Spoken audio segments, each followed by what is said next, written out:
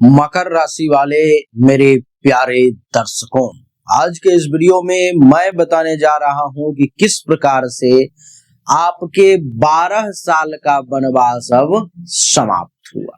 क्योंकि 2013 में जून के महीने में देवगुरु बृहस्पति कुछ समय के लिए उच्च के हुए थे और उसके बाद ठीक 12 साल के बाद आपके लिए फिर से 2025 में 18 जून को 18 अक्टूबर को उच्च के होने जा रहे हैं।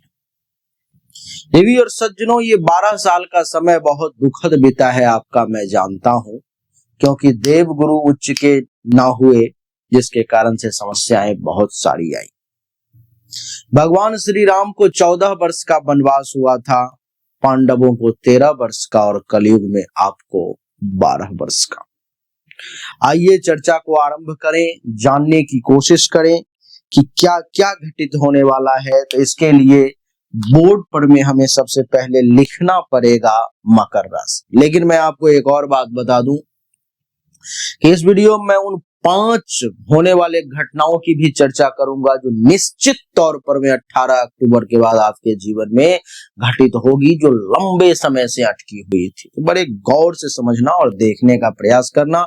हवाई की कोई बातें नहीं करूंगा, जो भी बातें होंगी कुंडली से होंगी, ऑथेंटिक होंगी, क्योंकि जब ही कुंडली सामने आएगा, भाव सामने आ जाएंगे, तो एक कदम एक्स्ट्रा फालतू का बढ़ने नहीं देगा। आइए बोर्ड पर में सबसे पहले हमें लिखना होगा मकर राशि।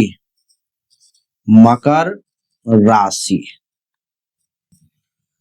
हम लोग चर्चा कर रहे हैं देव गुरु बृहस्पति की, तो गुरु लिख दें। देव गुरु बृहस्पति 18 अक्टूबर को कर्क राशि में आ रहे हैं। ठीक है, देव गुरु बृहस्पति कर्क राशि में उच्च के होते हैं। ठीक है, आपके जीवन में जो बड़े बदलाव होने वाले हैं, वनवास का समय जो समाप्त होने वाला है, वो इसी देवगुरु बृहस्पति के कारण। तो इसको समझने के लिए हमें सबसे पहले एक गोचर कुंडली का निर्माण करना होगा जो मकर राशि का हो। बड़े ध्यान से समझोगे तो बेहतर परिणाम आप पा सकते हो। मैं कुंडली का निर्माण करने जा रहा हूं। ये देखें आप, ये गोचर कुंडली बन रही है। जब गोचर, मैंने कहा ना कि गोचर कुंडली जब सामने होगी, तो जो ग्रह जिस भाव में होगा, जिस भाव का स्वामी होगा, जिस भाव पर दृष्टि होगी, उसके अलावा अगर एक कदम अगर ज्योतिषी आगे बढ़ा जाए, तो क्या कहने, बढ़ा ही नहीं सकता वो, अगर उसको पता है, ज्ञान है भाव का। तो अरे तो अपने मन से तो आई बाई बकने की कोई वही नहीं है। अब देखें, ये एक गोचर कुंडली तैयार हो गई है, लेकिन ये किस राशि की है अभी ये डिफाइन नहीं हुआ है, ना ही लग्न। मकर राशि का मतलब होता है नंबर 10। तो हमें यहाँ पर में लिखना होगा पहले भाव में 10, 11, 12, 1, 2, 3, 4, 5, 6, 7, 8 और 9। अभी ये कुंडली मकर लग्न की बनी है, मकर राशि की नहीं बनी है। अब इसको राशि का जब कुंडली बनाना पड़ेगा हमें, तो इस पर में यहाँ पर में लिखना होगा चंद्र, क्योंकि चंद्रमा कुंडली के जिस भाव में हो, आपकी राशि वही बन जाती है। तो यहाँ पर 10 नंबर दिया हुआ है। अब चंद्रमा को प्रथम भाव में बैठा दिया, तो अब आप मकर राशि के हो, मकर लग्न के हो, नाम राशि मकर है, जन्म राशि मकर है, कुछ भी मकर है, अब आप इस वीडियो को ऑथेंटिक तौर पर में देखने के अधिकारी हो। हमने कहा कि देव गुरु बृहस्पति जो हैं 18 अक्टूबर को कर्क राशि में प्रवेश कर रहे हैं। कर्क राशि का मतलब है नंबर 4। 4 नंबर में प्रवेश कर रहे हैं। तो 4 नंबर यहाँ पर कहाँ लिखा हुआ है? तो 4 नंबर यहाँ पर में है, नहीं, सप्तम भाव में। अब आप देखो तो यहाँ पर में हमें देना होगा गुरु को स्थान। देव गुरु आ गए अब सप्तम भाव, हमने इनको यहाँ पर में स्थान दे दिया। देवी और सज्जनों, अब आपको ये देखना है कि ये सप्तम भाव में जब देव गुरु आ गए तो सप्तम भाव को प्रभावित करेंगे। तो सप्तम भाव किस चीज का होता है? तो आपके जीवन साथी का। दूसरा किस चीज का? तो विवाह का। तीसरा किस चीज का? तो व्यवसाय का। चौथा किस चीज का? तो मूत्र स्थान का। और भी पार्टनरशिप का, इत्यादि बहुत सारी चीजों, इन सब को प्रभावित करेंगे। देव गुरु अपने से पांचवें भाव को पूर्ण दृष्टि से देखते हैं। तो गिनती करो, अपने से 5 घर आगे, 1 2 3 4 और 5, यानी कि जहां पर 8 लिखा हुआ है, इस भाव को देव गुरु पूर्ण दृष्टि से देखेंगे। ये भाव किस चीज का होता है? सबसे पहले आय का, तो इसको प्रभावित करेंगे। लाभ का, इसको प्रभावित करेंगे। आपकी इच्छा का, इसको प्रभावित करेंगे। उपलब्धि का, इसको प्रभावित करेंगे। और भाई बहन का भी होता है, तो इन सबको प्रभावित करेंगे। क्या अच्छा क्या बुरा करेंगे वो मैं आपको अभी बताऊंगा, लेकिन अभी पहले समझ ले किस किस अंग को मैं टच करने वाला हूं इस गोचर कुंडली में। अपने से 5वें के बाद 7वें घर को बृहस्पति पूर्ण दृष्टि से देखते हैं। तो 1 2 3 4 5 6 और 7 प्रथम भाव को। ये प्रथम भाव होता है आपके तन का, तो आपके तन को प्रभावित करेंगे। ये प्रथम भाव होता है आपके व्यक्तित्व को, यानी कि तन ही हो गया। आपके विवेक का भी होता है, तो इसको प्रभावित करेंगे। ये प्रथम भाव आपके शील चरित्र का होता है, चरित्र को प्रभावित करेंगे। ये प्रथम भाव जो है सो आपके आत्मसम्मान का होता है, जगह नहीं है तो आत्मसम्मान का भी होता है, इन सब को प्रभावित करेंगे। आपके पर्सनालिटी का होता है, उसको प्रभावित करेंगे। और बृहस्पति के पास में तीसरी दृष्टि जो होती है तो अपने से 9वें भाव को, नवम भाव को वो पूर्ण दृष्टि से देखते हैं।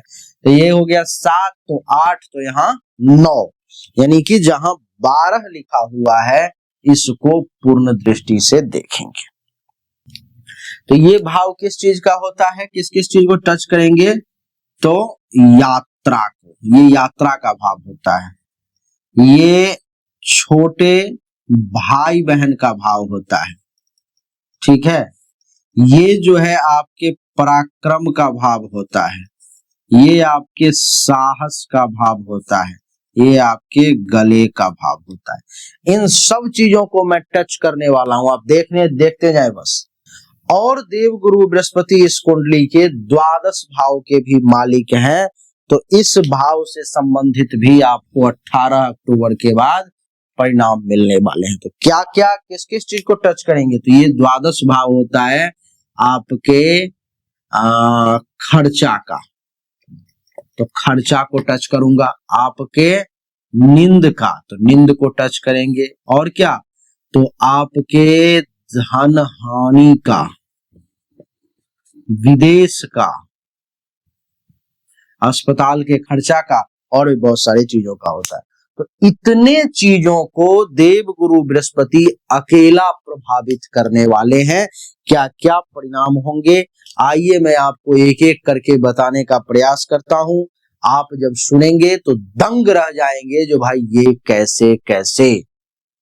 देवी और सज्जनों, सप्तम भाव में देवगुरु बृहस्पति हैं, तो सप्तम भाव जीवन साथी, पार्टनरशिप, व्यापार और सामाजिक संबंधों का भाव है। बृहस्पति का उच्च का होना इसे अत्यंत शुभ और शक्तिशाली बना देता है, क्योंकि कर्क राशि में बृहस्पति अपनी पूर्ण शक्ति के साथ कार्य करते हैं।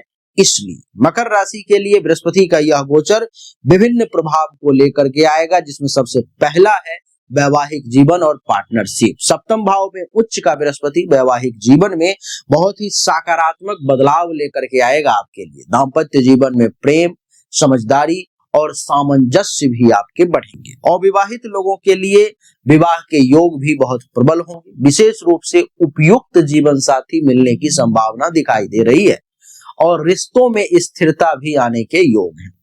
व्यापारिक साझेदारियों में लाभ होगा। नई साझेदारियां बन सकती है जो भविष्य में फलदायी सिद्ध होंगी।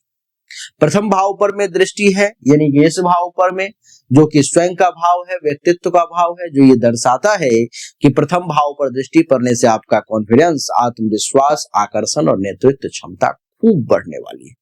आपकी सामाजिक प्रतिष्ठा में भी वृद्धि होने वाली है और लोग आपके विचारों और व्यवहार की प्रशंसा करेंगे। स्वास्थ्य में भी सुधार होगा, विशेष रूप से मानसिक शांति और सकारात्मक दृष्टिकोण भी आपके जो है सो ये देवगुरु बृहस्पति बढ़ा रहे हैं।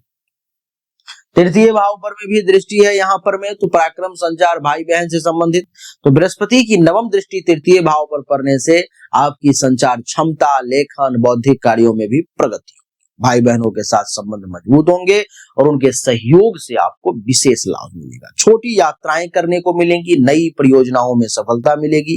जो लोग मीडिया, पत्रकारिता या शिक्षण से जुड़े हुए हैं उन्हें विशेष लाभ देंगे ये देवगुरु बृहस्पति। देवी और सज्जनों, लाभ भाव पर में भी, यहाँ पर में भी दृष्टि है पंचम, जो एकादश भाव है आय मित्र का, यहाँ पर दृष्टि पड़ने के कारण आर्थिक स्थिति मजबूत होगी, आय के नए स्रोत खुलेंगे, सामाजिक दायरा बढ़ेगा और प्रभावशाली लोगों से मुलाकात, जो भविष्य में बहुत सहायक सिद्ध होंगे। आपकी इच्छाएं और महत्वाकांक्षाओं को पूरा करने के लिए देवगुरु बृहस्पति बाध्य है। यहाँ पर द्वादश और तृतीय भाव के स्वामी भी है देवगुरु बृहस्पति, इसके और इसके, तो क्या होगा, द्वादश भाव के स्वामी के रूप में बृहस्पति सप्तम भाव में होने से विदेश यात्रा, विदेशी व्यापार या विदेश से संबंधित कार्यों में सफलता दिलाएंगे। तृतीय भाव के स्वामी होने के कारण आपकी मेहनत और पराक्रम को बढ़ाएंगे, जिससे कार्य क्षेत्र में प्रगति होगी। आध्यात्मिक और धार्मिक गतिविधियों में भी आपकी रुचि बढ़ेगी और मानसिक शांति भी आपको प्राप्त होगी। विशेष परिस्थितियां और सावधानियां भी देखने को आपको मिलनी चाहिए, जो मैं आपको बता देता हूं। मकर राशि के स्वामी शनि है और बृहस्पति शनि का संबंध ज्योतिष में मिश्रित फल देता है। यदि आपकी मूल जन्म कुंडली में शनि और बृहस्पति की स्थिति कमजोर है तो कुछ मामलों में परिणाम में देरी हो सकता है।